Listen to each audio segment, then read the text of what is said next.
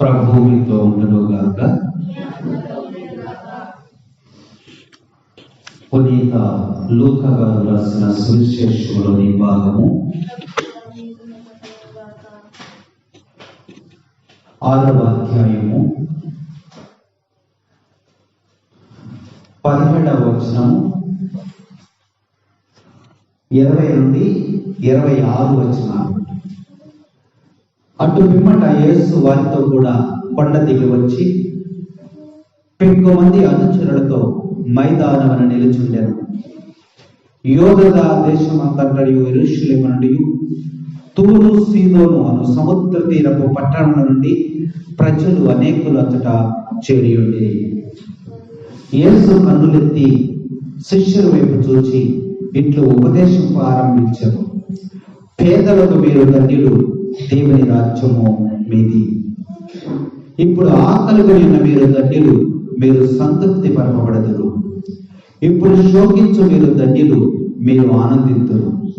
మనుష్య కుమారు నిమిత్తము మనుషులను ద్వేషించి వెలివేసి నిందించి మీ పేరు చెడగొట్టినప్పుడు మీరు ధన్యులు. ఆ రోజున మీరు ఆనందపడుడు, మహదానందపడుడు. ఏలయన పరలోకమున మీ బహుమానము గొప్పది. వారి పితరులు ప్రవక్తల పట్ల ఇట్లే ప్రవర్తించిరి. అయ్యో ధనికులారా, మీకు అనర్థం, మీరు మీ సుఖములను అనుభవించుచున్నారు. అయ్యో ఇప్పుడు కడుపు నిండినటువంటి వారులారా, మీకు అనర్థం, మీరు ఆకలితో అలమటింతురు. అయ్యో ఇప్పుడు నవ్వుచున్న వారులారా, మీరు దుఃఖించి ఏడ్చెదరు. ప్రజలెల్లరూ మేము ప్రశంసినప్పుడు మీకు అనర్థం, మీరు పితరులు కపట ప్రవక్తల పట్ల ఇట్లే ప్రవర్తించింది. ఇది క్రీస్తు సువిశేషము. క్రీస్తు వారి స్తుతి కలుగునుగాక. కూర్చోండి. Praise the Lord, praise the Lord. తండ్రి వందనం, తండ్రి స్తోత్రం, యేసువా వందనం, యేసువా స్తోత్రం. Praise the Lord, praise the Lord, praise the Lord. హల్లెలూయా, హల్లెలూయా. తండ్రి వందనం, తండ్రి స్తోత్రం, యేసువా వందనం, యేసువా స్తోత్రం. కరుణామయుడా వందనం, కరుణామయుడా స్తోత్రం. దయామయుడా వందనం, దయామయుడా స్తోత్రం. Praise the Lord, praise the Lord, praise the Lord. హల్లెలూయా, హల్లెలూయా, హల్లెలూయా. ప్రభువునందు ప్రియ సహోదరి సహోదరులారా, 6వ సామాన్య ఆదివారము. ఈరోజు మొదటి పట్టణము, 2వ పట్టణము, సువిశేషాలు మనకి ఒక అంశాన్ని గురించి బోధిస్తూ ఉన్నాయి. ఈ అంశం ఏమిటంటే ధనమా దైవమా, డబ్బా దేవుడా, దేనిని నువ్వు ఆశపడుతున్నావని ఈరోజు పట్టణాలు మనకి హెచ్చరిక చేస్తూ ఉన్నాయి. ఎందుకనంటే ఒక వ్యక్తి ఒక ఇంటికి ప్రార్థన చేయడానికి ఆహ్వానించబడ్డాడు. ఒక సేవకుడిని పిలిచాడు. వెళ్ళి మరి ప్రార్థన చేయడానికి వెళ్ళి అయిన తర్వాత మరి అక్కడ చిన్న అల్పాహారం వచ్చినప్పుడు అది భుజిస్తూ ఆ యజమానితో మాట్లాడుతూ ఉన్నాడు. అయ్యా, ఎలా ఉన్నారు మీరు, బాగున్నారా? పంటలు, పాడి పంటలు, పశుపక్షాలు ఎలా ఉన్నాయి అని యోగక్షేమాలు మాట్లాడుకుంటున్నప్పుడు ఆయన చెప్తూ ఉన్నాడంట, అయ్యా, ఈ తూర్పు వైపు ఉన్నటువంటి ఇదిగో ఈ కంటికి కనిపించేటువంటి ఈ భూమి అంతా కూడా నాదే, నేనే సంపాదించాను, ఈ పొలాలు ఇవన్నీ కూడా నావే అన్నాడు. చాలా సంతోషం, దేవుడు నేను బహుగా ఆశీర్వదించాలని చెప్పాడు. అలాగే పడమ వైపు చూసినప్పుడు, అయ్యా, ఈ పక్కన ఉన్నటువంటి ఇదిగో ఈ పంట భూములు ఇవన్నీ కూడా, ఈ చెరువులు, ఈ పొలాలు ఇవన్నీ కూడా మనయే అని దేవుడు నేను బహుగా ఆశీర్వదించాడని చెప్పాడంట. ఇంకేమైనా ఉన్నాయా అన్నాడు. అన్నప్పుడు ఇదిగో ఉత్తరం వైపు ఉన్నటువంటి ఇదిగో ఈ భూములు కూడా మన దేవుడు నిన్ను ఎంతగా ఆశీర్వదించాడు. మరి ఇటు దక్షిణ వైపు చూసినట్లయితే ఇది కూడా పొలాలు చూపించి కూడా 4 వైపులా కూడా నేను బాగా పొలాలు, ఆస్తులన్నీ కూడా నేను సంపాదించానయ్యా. దేవుడు నిన్ను ఎంతగా ఆశీర్వదించాడు, బహుగా సంపాదించాడు. కానీ ఈ వైపులను ఏమైనా సంపాదించావా అన్నాడు. ఏమన్నాడమ్మా, ఈ వైపున నువ్వేమన్నా సంపాదించావా అని అడిగాడు. పై వైపుకు చూపించి అప్పుడు ఆయన అన్నాడు, ఇటువైపున ఏముందండి అన్నాడు. ఇటువైపున ఏముందని ఆకాశంలో ఇటువైపు చూపిస్తూ, ఇటువైపున ఏముందయ్యా నాకు తెలియదు, నేను 4 వైపులా సంపాదించాను, కానీ ఇటువైపు నేను సంపాదించలేకపోయినాను. Praise the Lord, praise the Lord. ఆకాశమందున్న ఆసీనుడా, నీ తట్టు కనులెత్తి చూశాను, నేను నీ తట్టు కనులెత్తి చూశాను. ఆకాశమందున్న ఆసీనుడా, నీ తట్టు కనులెత్తి చూశాను, నేను నీ తట్టు కనులెత్తి చూశాను. ఏమిటి? ఆకాశం వైపు సింహాసనం మీద ఆశ్చర్యమైన దేవుని వైపు నువ్వేమన్నా సంపాదించేవారు. అయ్యా ఇటువైపు ఏముందో కూడా నాకు తెలియదు అన్నాడంట. అందుకని ఈరోజు సువిశేష పట్టణాలు మనకి హెచ్చరిక చేస్తున్నాయి. ధనమా దైవమా? ఈరోజు నువ్వు ఎన్నిక చేసుకున్న విధానాన్ని బట్టి దేవుడు ఈరోజు మన వాక్యంతో మాట్లాడుతూ ఉన్నాడు. సువిశేషంలో 20 వచనం ఒకసారి మనం చూద్దాం. యేసు కన్నులెత్తి శిష్యుల వైపు చూసి ఉపదేశం ప్రారంభించను. పేదలకు మీరు ధన్యులు, దైవరాజ్యము మీది. పేదలైనటువంటి మీరు ధన్యులు. ఈ వాక్యాన్ని మనం చూసినట్లయితే మరి దేవుడు 4 ధన్యవచనాలు మాట్లాడుతూ ఉన్నాడు. 4 అనర్థాల గురించి ప్రభు మనకి తెలియజేస్తూ ఉన్నాడు. కాబట్టి ఇక్కడ పేదలైనటువంటి మీరు ధన్యులు, దేవుని రాజ్యంలోనికి మీరు ప్రవేశిస్తారు. అయ్యో ధనికులారా, మీకు అనర్థం జరుగుతూ ఉంది, ధనవంతులకు నష్టం జరుగుతూ ఉంది, పేదలకు న్యాయం జరుగుతుందని ప్రభువు ఇక్కడ మనకి తెలియజేస్తున్నాడు. ఇక్కడ వాక్యంలో సెలవిస్తున్నాడు, ఓ ధనికులారా మీకు అనర్థం జరుగుతూ ఉంది, ఓ పేదలారా మీరు దేవుని రాజ్యంలోనికి మీరు ప్రవేశిస్తారని వాక్యం మనకి ఇక్కడ హెచ్చరిక చేస్తూ ఉంది. ఈ వచనాలను మనం వింటూ ఉంటే చాలా ఆశ్చర్యం వేస్తూ ఉంది మనకి. ఎందుకంటే ధనికుల గురించి దేవుడు మాట్లాడుతూ ఉన్నాడు.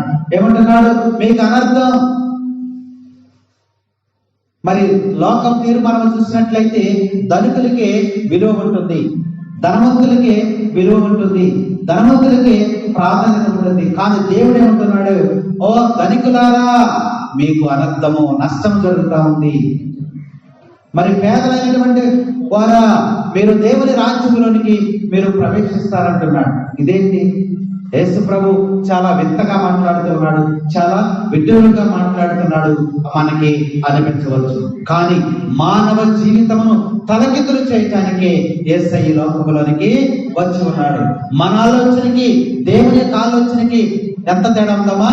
భూమికి ఆకాశానికి ఉన్న వ్యత్యాసం ఉందని వాక్యం ద్వారా ప్రభు మనకి తెలియజేస్తున్నాడు. మనం అందరం కూడా అనుకుంటూ ఉన్నాం. ఏమనుకుంటున్నామంటే ధనవంతులు చాలా అదృష్టవంతులు, వాళ్ళకేంటి ధనం ఉంది, ఆస్తులని అంతస్తులని మనం అనుకుంటూ ఉన్నాం. వాళ్ళని గురించి దేవుడు ఏమంటున్నాడంటే, ఓ ధనికులారా మీకు అనర్థం జరగబోతూ ఉంది.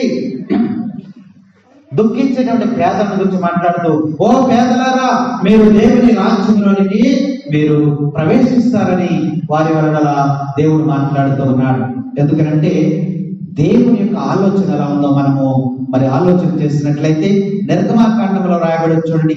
నిర్గమాకాండము 4వ అధ్యాయము 3వ వచనం మనం చూసినట్లయితే అక్కడ మోషేని దేవుడు ఒక మాట అడుగుతూ ఉన్నాడు. చదువు. నిర్గమాకాండము 4వ అధ్యాయము 3వ వచనంలో చూసినట్లయితే యావే మోషే నీ చేతిలో ఏముంది అని అడిగాడు. అడిగినప్పుడు మోషే ఏమన్నాడమ్మా? నా చేతిలో కర్ర ఉంది అన్నాడు. అయ్యా చిత్తమో నా చేతిలో కర్ర ఉంది అన్నాడు. అంటే మోషే అనుకుంటున్నాడు, నా చేతిలో కర్ర ఉంది కదా, కర్రతో ఏం చేస్తాం? గొర్రెల కాపరి కాబట్టి గొర్రెలు నడిపిస్తూ ఉంటాడు, శత్రువులు వస్తే కర్రతో కొడతా ఉంటాడు. కాబట్టి ఆయన చేతిలో, మోషే నీ చేతిలో ఏముంది? అయ్యా నా చేతిలో కర్ర ఉందయ్యా, ఆ కర్రను కింద పడేయి అన్నాడు. కింద పడేసరికి ఏమైపోయింది? అది పాముగా మారిపోయింది. అప్పుడు ఆశ్చర్యపడ్డాడు, అయ్యో ఇప్పటి వరకు కూడా నేను దేనిని పట్టుకున్నాను? పాముని పట్టుకున్నాను. పాము దేనికి గుర్తు? సాతానికి గుర్తు. అంటే నేను ఇప్పటి వరకు ఈ లోకంలో ఈ కర్రను పట్టుకుని జీవిస్తున్నాను, ఆనందంగా సంతోషంగా ఉన్నాను అనుకుంటున్నాను. కానీ నేను దేంతో జీవిస్తున్నాను? కర్రతో, సాతానుతో జీవిస్తున్నాను. ఆ కర్రను కింద పడే అన్నప్పుడు అది పాముగా మారిపోయింది. మోషేకి ఆశ్చర్యం వేసింది.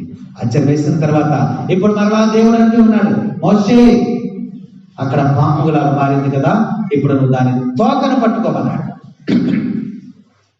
తోకని పట్టుకోమన్నాడు. మరలా దాన్ని తోకను పట్టుకున్నప్పుడు అది అంటే తలను నువ్వు చెత్తగా తొక్కాలి. తోకను పట్టుకుని లేపమను అంటే కర్ర ఏమైపోయిందా? తిరగబడింది. మానవ జీవితం అంతా కూడా దేవుడి యొక్క ఆలోచనకి మన ఆలోచనకి చాలా వ్యత్యాసం ఉందని దేవుడు ఇక్కడ మనకు తెలియజేస్తున్నాడు.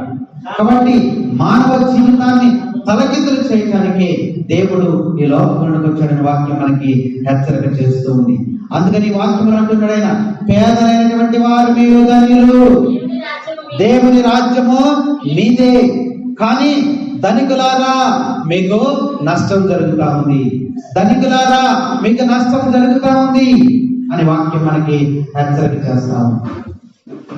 వారి వాక్యాన్ని బట్టి మనం చూసినట్లయితే ఇక్కడ పేదలు ఎవరు, పేదలు ఎవరు అని చూస్తే మరి పూర్వవేదంలో పేదవారంటే ఎవరంటే డబ్బు లేనటువంటి వారు కాదు. పేదవారు ఎవరంటే డబ్బు లేనటువంటి వారు పేదవారు కాదు.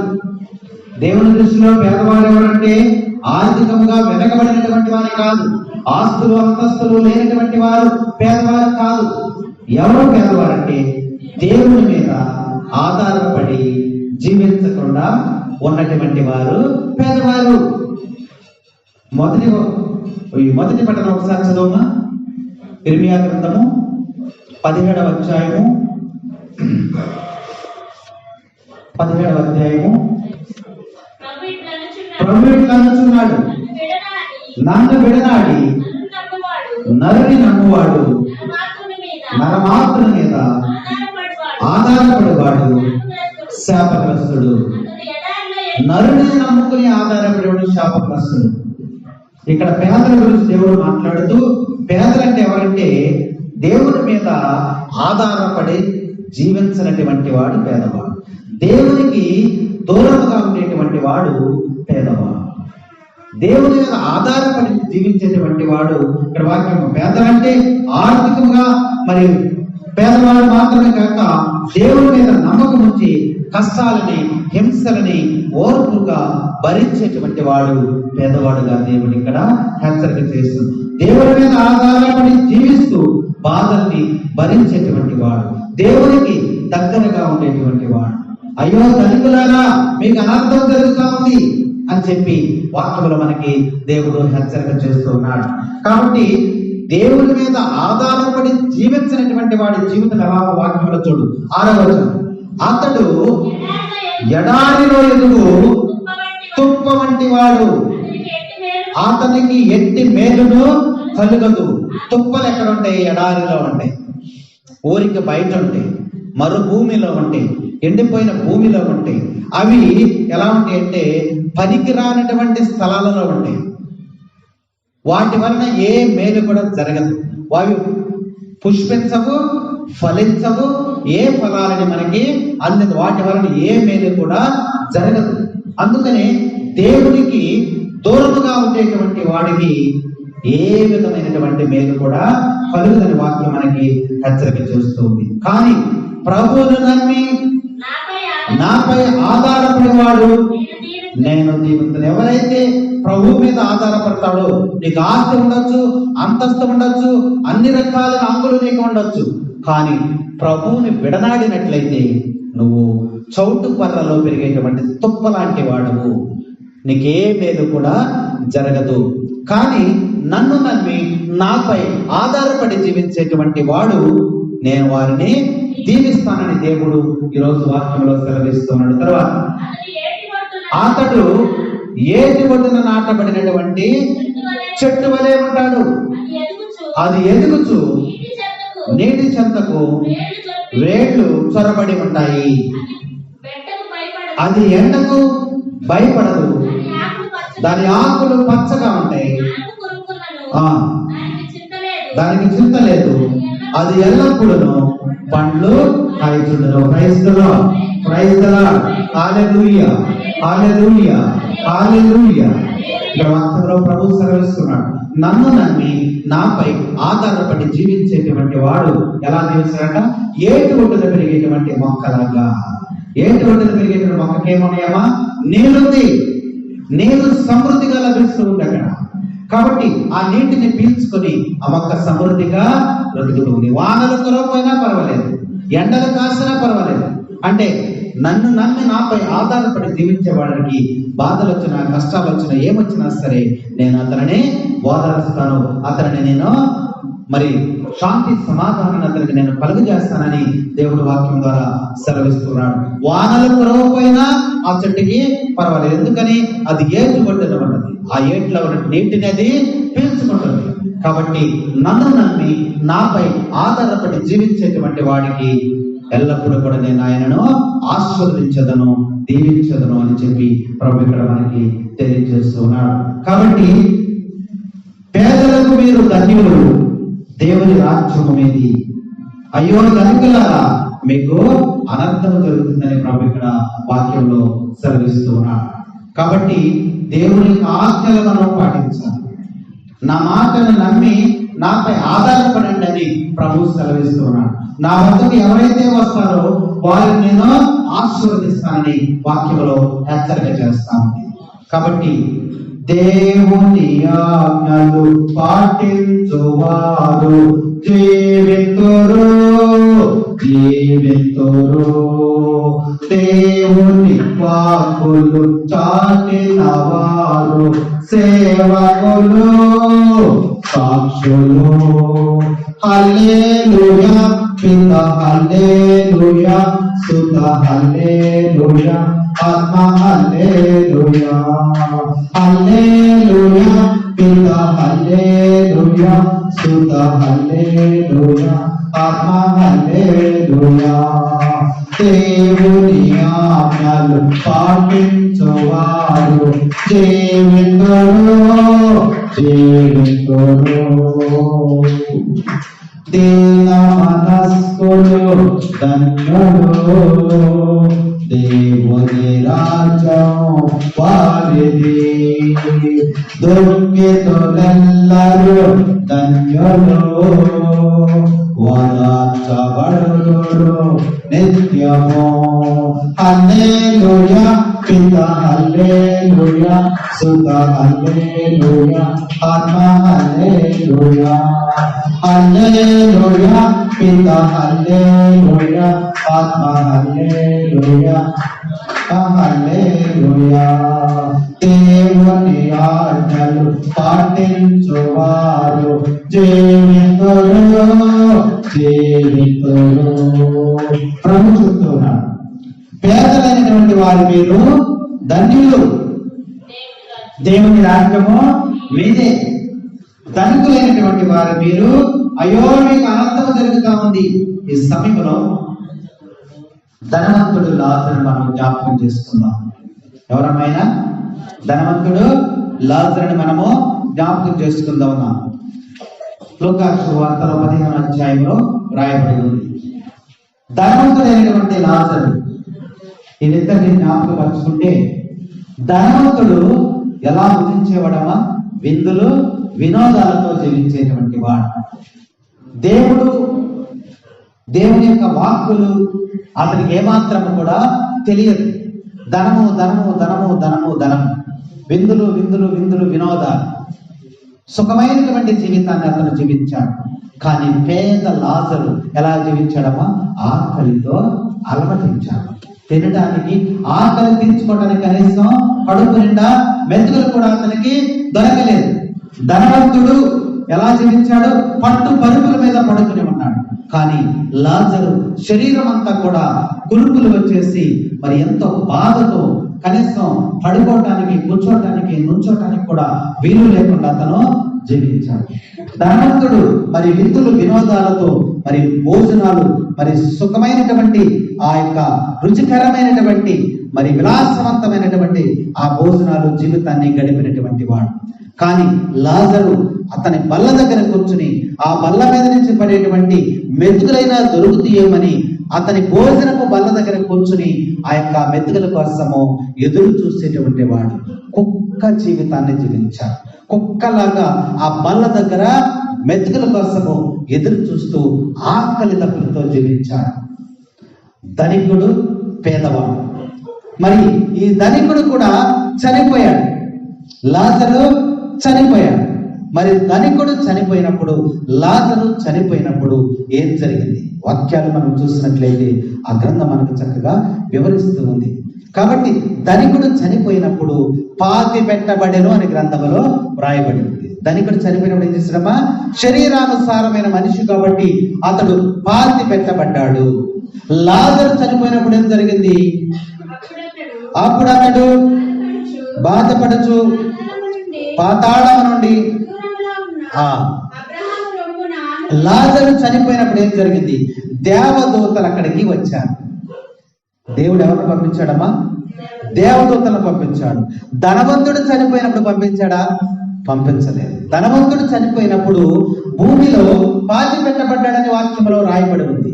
కానీ లాజరు చనిపోయినప్పుడు, పేదవాడిగా చనిపోయినప్పుడు ఆ లాజరు మరి దేవదూతలు వచ్చి అతని ఆత్మను దేవుని వద్దకు తీసుకుని కొనిపోబడిందని వాక్యంలో రాయబడింది. Praise the lord.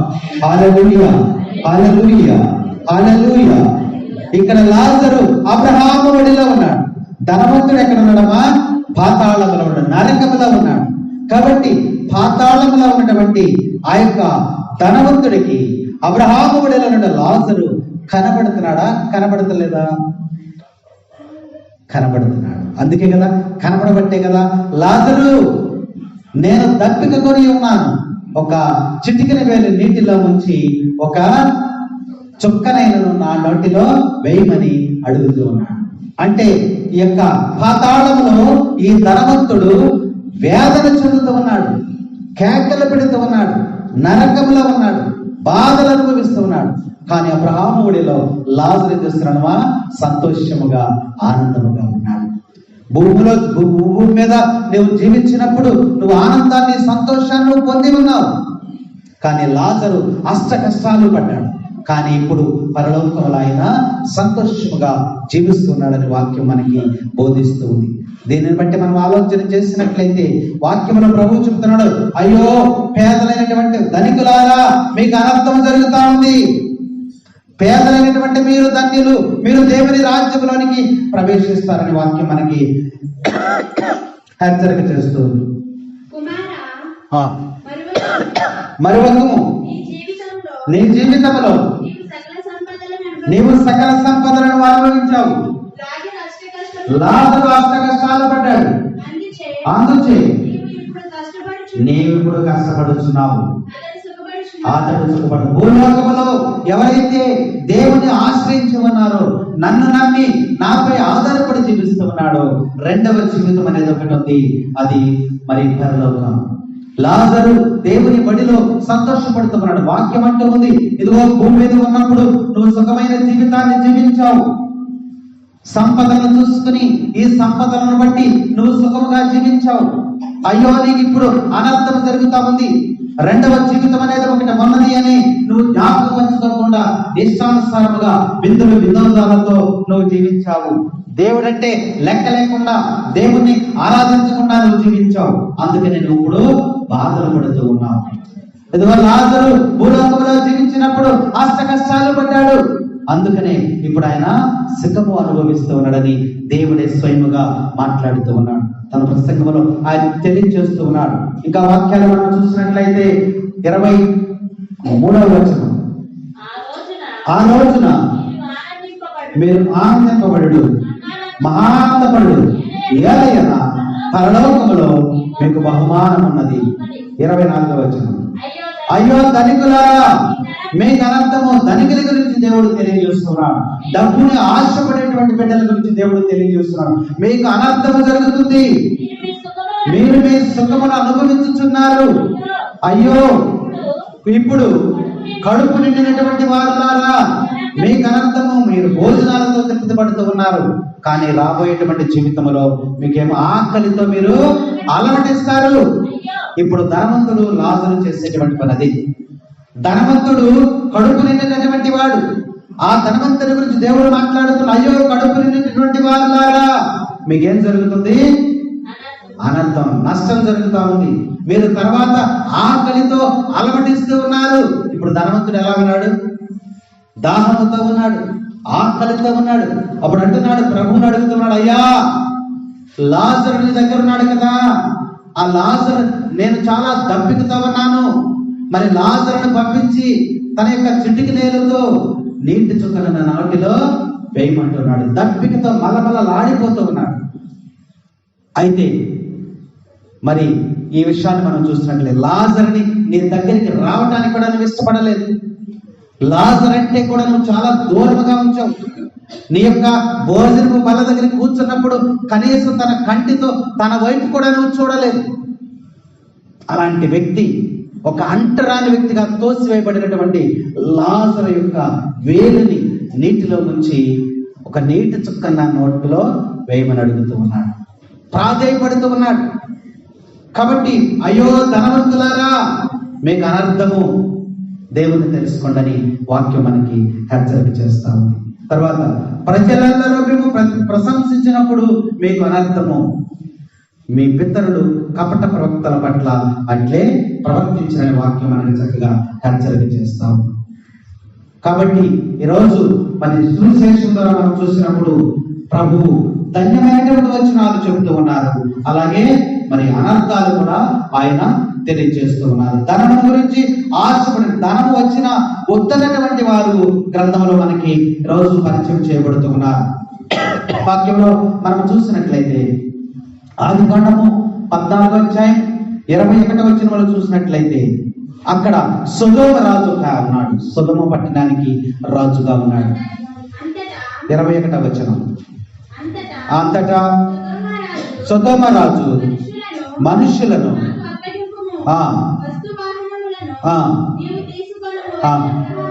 అబ్రహాముతో అన్నాడు. చూడండి ఇక్కడ వాక్యంలో 21 నుంచి 23 వచనాలు మనం చూసినట్లయితే సొదొమ రాజు మరి రాజుకి ఉపకారం చేస్తే, నాకు ఈ మేలు చేస్తే నేనేం చేస్తాను, ఈ ఆస్తి అంతా కూడా నీకు ఇస్తాను అన్నాడు. కానీ అబ్రహాం తీసుకున్నాడా? దానికి అబ్రహాము సర్వోన్నతుడైనటువంటి దేవుడు భూమి ఆకాశములను సృష్టించిన దేవుని ఎదుట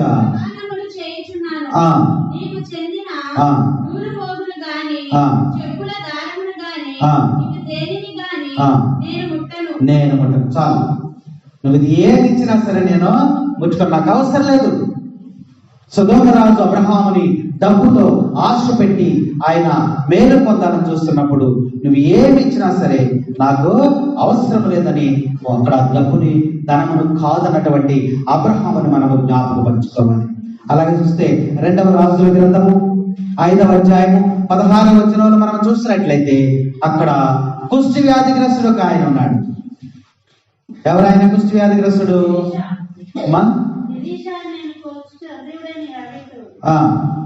చదువు. నీ కానుకలేమి నాకు అవసరం. ఇక్కడ వాక్యంలో సెలవించినట్లయితే మరి నయమానికి కుష్టి వ్యాధి వచ్చింది కదా. ఈ నామానికి కుష్టి వ్యాధి వచ్చినప్పుడు ఈయన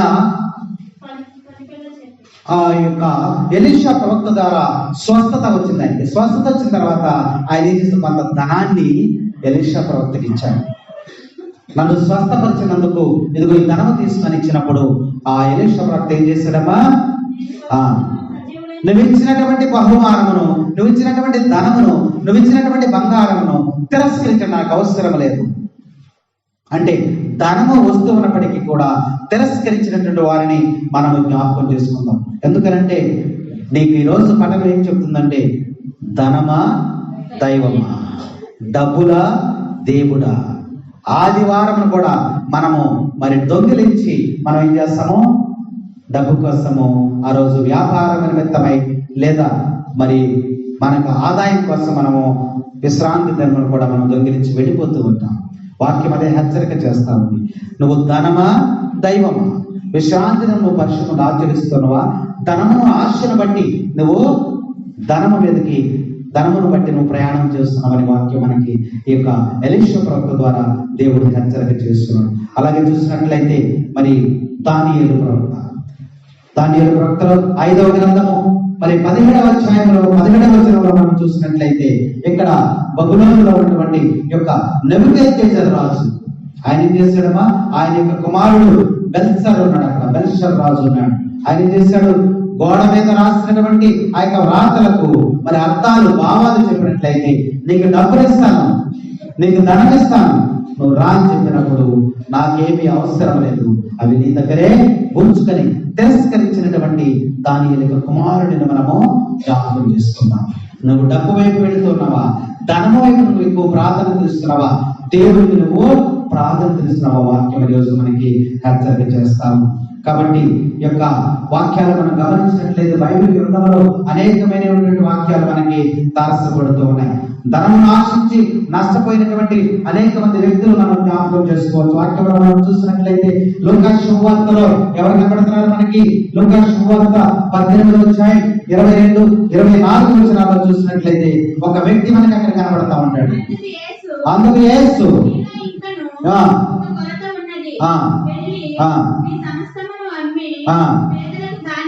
పేదలకు దానం చేయము, అప్పుడు నీకు ధనము చేకూర్చును. 18:22. కాబట్టి ఆ యువకుడు మిక్కిలి ధనవంతుడి చేత మాట విని బాధపడను. ఒక ధనవంతుడైన యువకుడు ప్రభువు దగ్గరికి వచ్చి అయ్యా నేను నిత్య జీవం పొందాలంటే ఏం చేయాలని అడిగాడు. అడిగితే ఆయన అన్నాడు, నీకున్న సమస్తాన్ని కూడా విడిచిపెట్టి నన్ను వెంబడించమన్నప్పుడు అమ్మో నాకున్న ఆస్తి అంతస్తు నేను విడిచిపెట్టాలా అని చెప్పి వెనుతిరిగి వెళ్ళిపోయాడు. చూసారా? కాబట్టి నువ్వు దేవుని వైపు ఉన్నావా? ధనం వైపు ఉన్నావా? నువ్వు ధనమును ప్రేమిస్తున్నావా? దేవుని ప్రేమిస్తున్నావా? అయ్యో ధనవంతులారా మీకు అనర్థం జరుగుతా ఉంది, పేదలైనటువంటి మీరు ధన్యులు అని చెప్పి ప్రభు ఇక్కడ వాక్యంలో మనకి హెచ్చరిక చేస్తూ ఉన్నాడు. కాబట్టి ఇచ్చినటువంటి ఆ యొక్క 2వ రాజుల గ్రంథము 5వ అధ్యాయము 26వ వచనంలో మనకి దాన్ని చదివాం. ఈ యొక్క నామానికి కుష్టి వ్యాధి నయం చేసినందుకు ఎలీషా ప్రవక్తకి ధనమును బంగారం ఇస్తే తీసుకున్నాడు. ఆయన తీసుకోలేదు, నాకు అవసరం లేదన్నాడు. వెళ్ళిపోతూ ఉండగా ఎవరు తీసుకున్నారన్నది ఎలీషా ప్రవక్త దగ్గర ఉన్నటువంటి గెహాజీ తీసుకున్నాడు. అయ్యా ఆ ధనాన్ని నాకు అని చెప్పి తీసుకున్నాడు. ఎప్పుడైతే ఆ ధనమును ఆశపడ్డాడు, ఆ కుష్టి వ్యాధి ఎవరికి వచ్చింది? గెహాజీకి వచ్చింది. Praise the Lord, praise the Lord, praise the Lord. కాబట్టి ధనమును ఆశించి నష్టపోయినటువంటి వారు గ్రంథంలో ఉన్నారు. ధనమును వద్దు అని దేవుని నమ్ముకున్నటువంటి వారు గ్రంథంలో రాయబడి ఉన్నారు. దేవుని కోసము ఉన్న ధనమును హెచ్చించినటువంటి వారు కూడా ఈ యొక్క గ్రంథంలో రాయబడి ఉన్నారు. ఇంకా మన వాక్యం చూసినట్లయితే మత్తయి సువార్త 27వ అధ్యాయము 3వ వచనంలో చూస్తే ఒక వ్యక్తి మనకి అక్కడ కనబడుతూ ఉన్నాడు. చూడము.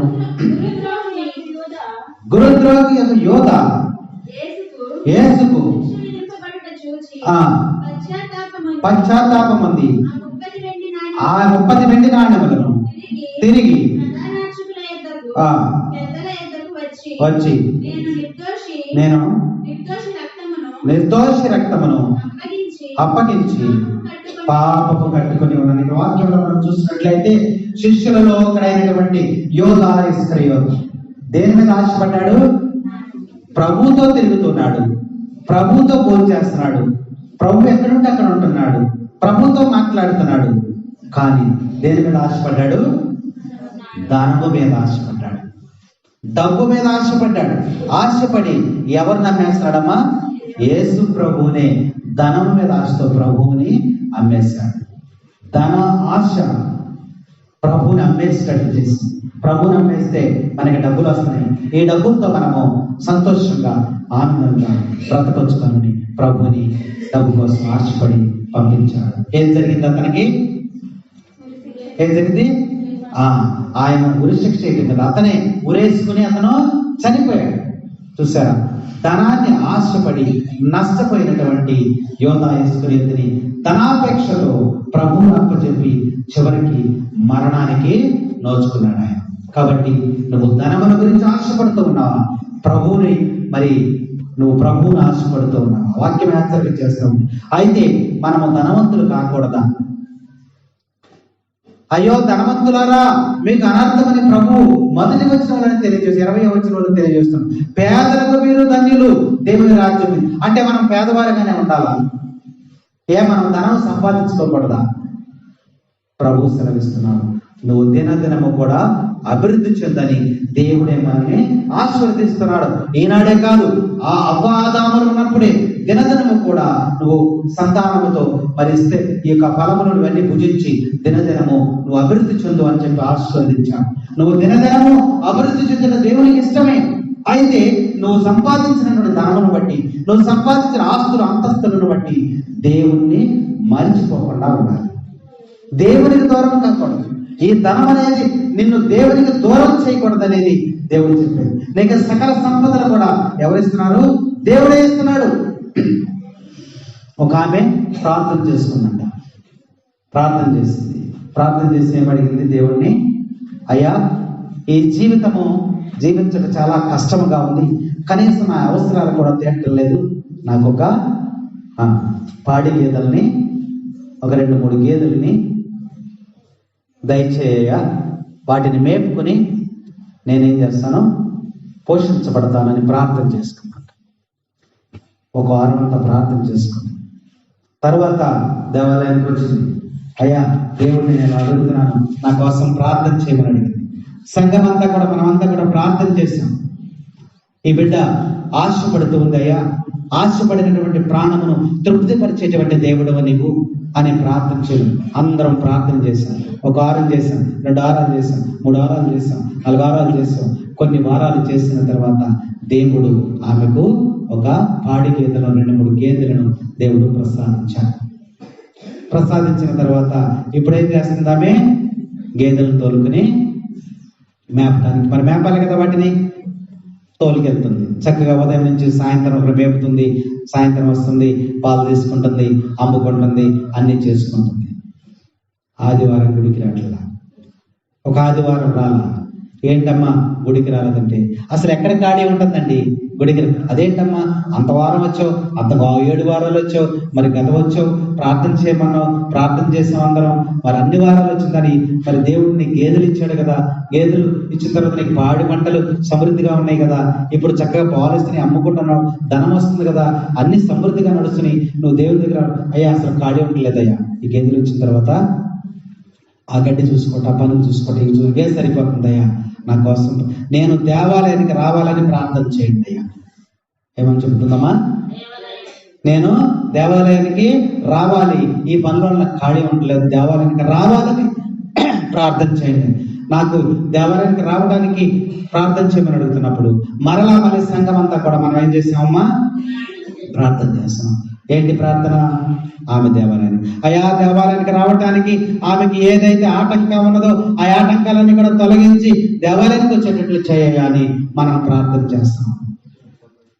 ప్రార్థన చేయగా 2-3 వారాలు చేయగా ఏమైనాయమ్మా? గేదెలు పోయినాయి. పోయిన తర్వాత ఆమె ఏం చేసింది? మళ్ళీ దేవాలయానికి పరిగెత్తుకుని వచ్చింది. నా గేదెలన్నీ పోయినాయి, మరి దేవాలయానికి వచ్చింది. ఎందుకు వచ్చింది దేవాలయానికి? నీకు ప్రార్థనకి ఏదైతే దేవాలయానికి రావటానికి నీకు ఏదైతే ఆటంకంగా ఉందని చెప్పావో దాన్ని తీసివేస్తే నువ్వు దేవాలయానికి వస్తానని చెప్పావు. కాబట్టి నీ గేదెల వల్ల నేను దేవాలయానికి రాలేకపోతున్నావు, కాబట్టి నీ గేదెలను దేవుడు తీసేస్తాడు. ఇప్పుడు నువ్వు దేవాలయానికి వచ్చావు అంటే దేవుని దగ్గర రావటానికి నీకు ఇచ్చినటువంటి వనరులు ఆటంకం కాకూడదు, నీ ఆస్తి ఆటంకం కాకూడదు, నీ పనులు ఆటంకం కాకూడదు, నీ ఉద్యోగం ఆటంకం కాకూడదు, నీ సిరి సంపదలు ఆటంకం కాకూడదు. వాక్యం అదే మనకి సెలవిస్తూ ఉంది. కాబట్టి అయ్యో ధనికులారా, ధనాన్ని ప్రేమించేటువంటి వారు, నీ యొక్క పనిని ప్రేమించేటువంటి వారు, దేవుణ్ణి విడిచిపెట్టి మరి ధనాన్ని ప్రేమించేటువంటి వారికి దేవుడు తెలియజేస్తున్నాడు. నువ్వు ధనమా దైవమా? దేవుడు హెచ్చరిక చేస్తున్నాడు. రూపాయి బిళ్ళను మనం తీసుకున్నట్లయితే రూపాయి బిళ్ళకు ఒక పక్కన ఏముంటది? బొమ్మ ఉంటది, ఇంకో పక్కన ఏముంటది? బరుసు ఉంటుంది, బొమ్మ బరుసు. ఆ రెండు లేకపోతే దానికి విలువ లేదు. కాబట్టి వాక్యం కూడా అంతే. దేవుడు నీలో ఉండాలి. సంపదలు నీకు ఉండొచ్చు, ఉండకపోవచ్చు. కానీ నువ్వు ఎలా జీవించాలి? సంపదలు ఇచ్చినటువంటి నీ దేవుణ్ణి, నీ సృష్టికర్తను నువ్వు మరచిపోకుండా నువ్వు ఆరాధించేటువంటి వాడిగా జీవించాలి. అప్పుడు దేవుడు నిన్ను ఆశీర్వదిస్తాడని ఇక్కడ వాక్యం మనకి హెచ్చరిక చేస్తాము. కాబట్టి ఈ యొక్క వాక్యంలో మనం చూసినట్లయితే పేదలైనటువంటి వారు మీరు ధన్యులు అని చెప్పి దేవుడు ఇక్కడ వాక్యంలో మనకి సెలవిస్తున్న వాక్యం మనకి తెలియజేస్తాము. కాబట్టి ఇంకా వాక్యాలు మనం చూసినట్లయితే ఆకలి దప్పులైనటువంటి వారు, ఇప్పుడు ఆకలిమైనటువంటి వారు మీరు ధన్యులు, మీరు సంతృప్తి పడదురు. ఇప్పుడు కడుపు నిండినటువంటి వారులారా మీకు అయ్యో అనంతం జరుగుతా ఉంది. ఇప్పుడు మనకేం పర్లేదు, తిండికి తిప్పలకి అన్నీ ఉన్నాయి, ధనం నుండి సమృద్ధిగా మనం కడుపు నిండినటువంటి వారులారా మీకు అనర్థము. ధనవంతుడిని జ్ఞాపకం చేసుకోండి. వాడు కడుపు నిండా భోంచేసేవాడు. ఏం భోంచేసేవాడు? వాడికి ఇష్టమైనటువంటి విందు భోజనాలు చేసేవాడు. భోజనపు బల్ల మీద కూర్చుని విందు భోజనాలు చేసేటువంటి వాడి గురించి దేవుడు ఏమంటున్నాడు? అయ్యే కడుపు నిండినటువంటి వారిలాగా మీకు అనర్థం జరుగుతుంది, మీరు ఆకలితో అలమటిస్తారు. తర్వాత నరకములో మీరు ఆకలితో అలమటిస్తారు. పేదలైనటువంటి వారు మీరు ఆకలి కొని ఉంటారు. వీరు దేవుని మీద ఆధారపడి జీవించేటువంటి వారు దేవుని రాజ్యం కొరకు, ఆయన పరిపాలన కొరకు, ఆయన రక్షణ కొరకు ఆకలి కొని ఉండాలని వాక్యం మనకి హెచ్చరిక చేస్తుంది. ఆకలి ఉండాలి, దప్పిక కలిగి ఉండాలి. వాక్యం ఎప్పుడు వింటామా, ఆరాధనకి ఎప్పుడు పెడతామా అని నువ్వు ఆకలి, ఆత్మీయమైనటువంటి ఆకలి కొని ఉన్నప్పుడు దేవుడు నిన్ను సంతృప్తి పరుస్తాడని ఇక్కడ వాక్యం మనకి హెచ్చరిక చేస్తా ఉంది. ధనికులతో అంటూ ఉన్నాడు. ఆ యొక్క ధనికుడు ఆ యొక్క నరకంలో ఉండి వ్యాధులు చెందుతూ ఉన్నాడు, ఆకులు అలమటిస్తూ ఉన్నాడు. అబ్రహాం గుడిలో లాజరు కూర్చుని ఉన్నాడు, సంతోషముగా ఆనందంగా ఉన్నాడు. కాబట్టి ఈ జీవితం మనకి శాశ్వతమైనటువంటిది కాదు. దీని తర్వాత మనకి వేరే జీవితం అన్నది. ఈ జీవితం గతిస్తేనే తర్వాత వేరే జీవితంలోనికి నువ్వు ప్రవేశిస్తావు. ఒక విత్తనం భూమిలో పెట్టినప్పుడు అది నశిస్తేనే కొత్త జీవితం అనేది, కొత్త మొక్క అనేది వస్తుంది. అలాగే ఈ మానవ జీవితము ఈ భూమి మీద జీవించినప్పుడు నువ్వు దేవుడి గురించి తెలుసుకోవాలని ఈరోజు ప్రభు మనకి కొండ మీద ప్రసంగంలో ఆయన మనకి తెలియజేస్తూ ఉన్నాడు, ఉపదేశిస్తూ ఉన్న వాక్యం మనకి తెలియజేస్తూ ఉంది. తర్వాత 3వ వచనం చదువుమా. శోకించు మీరు ధన్యులు, మీరు ఆనందితులు. ఇప్పుడు నవ్వుతున్నటువంటి వారులారా అయ్యో మీకు అనర్థము. ఇప్పుడు నవ్వుతూ ఆటపాటలతో విందు విధానాలతో మనం జీవిస్తున్న, నవ్వుతూ ఆటల పాటలు గడిపేటువంటి వ్యక్తుల గురించి దేవుడు తెలియజేస్తున్నాడు. ఎవడయ్యా ఆ వ్యక్తి అంటే ధనవంతుడు, డబ్బు మీద ఆశ ఉన్నటువంటి వాడు ఇదే జీవితం అనుకుని నవ్వుతూ ఆడుతూ పాడుతూ ఆనందంగా జీవితాన్ని గడుపుతూ ఉన్నాడు. ఇప్పుడు నవ్వుతున్నటువంటి వారులారా మీకు అనర్థం,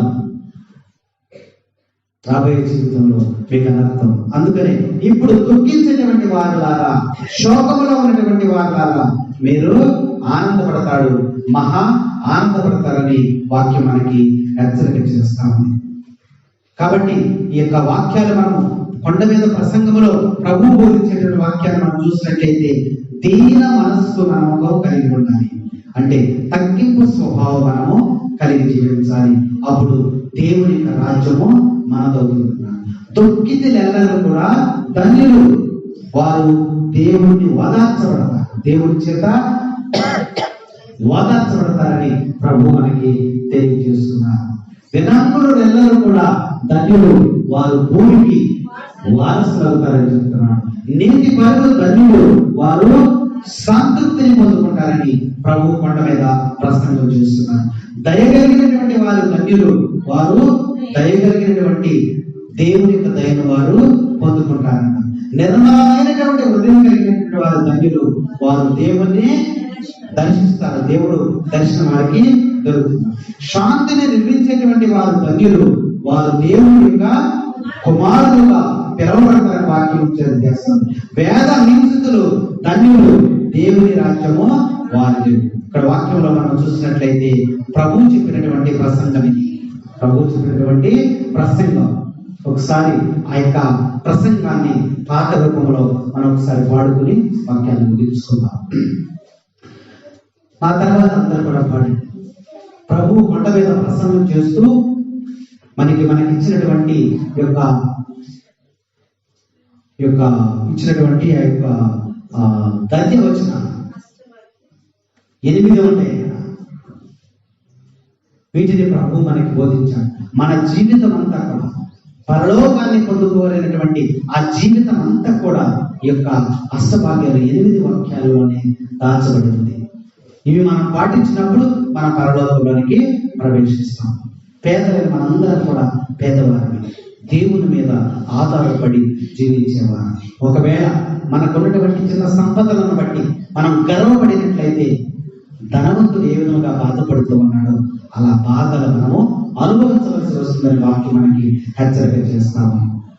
దీన మనస్కులు ధన్యులు, దేవుని రాజ్యం వారిది.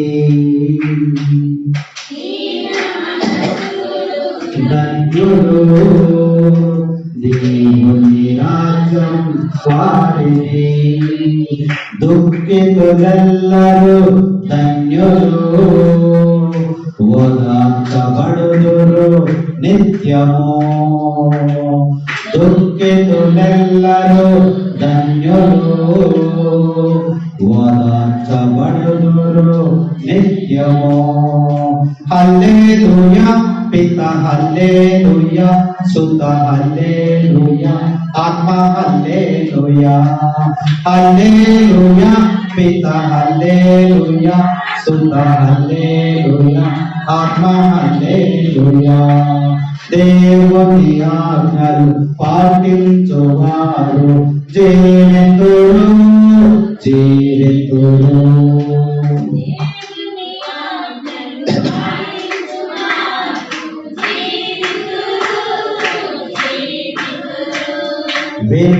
వినమ్రులెల్లరూ ధన్యులు, భూమికి వారు వారసు. వినమ్రులెల్లరూ ధన్యులు, భూమికి వారు వారసు. నీతి పరులు ధన్యులు, సంతృప్తి వారు పొందురు. నీతి పరులు ధన్యులు, సంతృప్తి వారు పొందురు. హల్లెలూయా పిత హల్లెలూయా, సుత హల్లెలూయా, ఆత్మ హల్లెలూయా. హల్లెలూయా పిత హల్లెలూయా, ఆత్మ హల్లెలూయా, సుత హల్లెలూయా. దేవుని ఆజ్ఞలు పాటించువారు జీవితులు, జీవితులు. ఎవరు జీవిస్తారు? దీన మనసు గల వారు జీవిస్తారు. దుఃఖపడేటువంటి వారు ఎవరైతే ఇప్పుడు దుఃఖపడతారో, బాధలను బట్టి, కష్టాలను బట్టి, మేలులను బట్టి, ఆశీర్వాదాలను బట్టి ఎవరైతే ప్రభు సన్నిధిలో కన్నీటి ప్రార్థన చేస్తారో వారు ఓదార్చబడతారు. లాజరు ఓదార్చబడ్డాడు, ధనవంతుడు శిక్షించబడ్డాడు. వారి జీవితాలను బట్టి ప్రభు మనకి హెచ్చరిక చేస్తున్నాడు. నువ్వు ధనమును ఆశపడుతూ ఉన్నావా? దేవుణ్ణి ఆశపడుతూ ఉన్నావా? నిర్ణయం నీ దగ్గరే ఉంది. వినమ్రులో లేని వారు ధన్యులు, వినయము కలిగినటువంటి వారు, విధేయత కలిగినటువంటి వారు, వారి భూమికి వారసులు అవుతారంటున్నారు. నీతి జీవితాన్ని జీవించేటువంటి వారు, నీతి పరులుగా జీవించేటువంటి వారు, వారు సంతృప్తికరమైన జీవితాన్ని పొందుతారని ప్రభు మనకి ఆ యొక్క అష్టవాక్యాల్లో మనకి తెలియజేస్తూ ఉన్నారు. దయగల వారు ధన్యులు, దయగల మకుటం వారిది. దయగల వారు ధన్యులు, దయగల మకుటం వారిది. నిర్మల హృదయులు ధన్యులు, సదా దేవుని దర్శింతురు. నిర్మల హృదయులు ధన్యులు, దేవుని సదా దర్శింతురు. హల్లెలూయా పిత హల్లెలూయా, సుత హల్లెలూయా, ఆత్మ హల్లెలూయా. హల్లెలూయా సుత హల్లెలూయా. శాంతి నిర్మాతలు ధన్యులు, దేవుని పుత్రులు కానుదురు.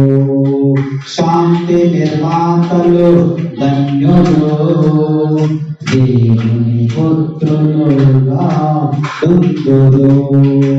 వేద హింసితులు ధన్యులు, దేవుని రాజ్యం వారిది. వేద హింసితులు ధన్యులు, దేవుని రాజ్యం వారిది.